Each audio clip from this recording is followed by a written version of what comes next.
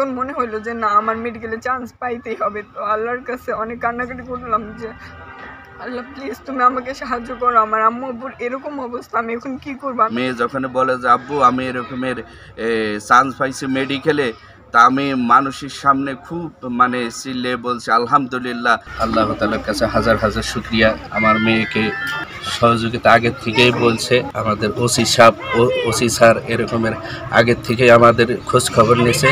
যেদিনকে আমরা খবর পাইছি ওই দিন থেকেই ওসি স্যার আমাদেরকে ফোন দিয়ে এরকম থানায় নিয়ে কিছু কথা বলছে যে আপনাদের এই দায়িত্ব আমরা নিলাম। শিয়া বাটার ও ভিটামিন ই সমৃদ্ধ lily glam beauty soap. Lily, always beautiful. আপনি এই নিয়ে কোনো টেনশন করেন না।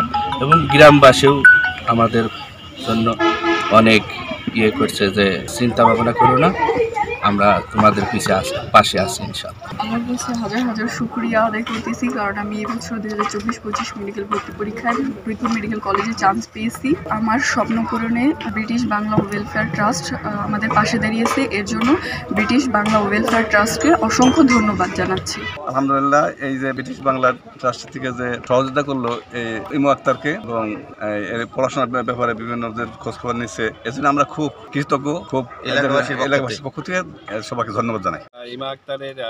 ইমা আক্তারের এই মেডিকেলে চান্স পাওয়ার এবং তার যাবতীয় ব্যয়ভার বহন বই থেকে শুরু করে এবং তার পড়াশোনা শেষ অবধি পর্যন্ত ব্রিটিশ বাংলা ওয়েলফেয়ার ট্রাস্ট যে ব্যয়ভার বহন করতেছে, এই জন্যে আমার অন্তঃস্থল থেকে ব্রিটিশ বাংলা ট্রাস্টের প্রতি আন্তরিক ধন্যবাদ।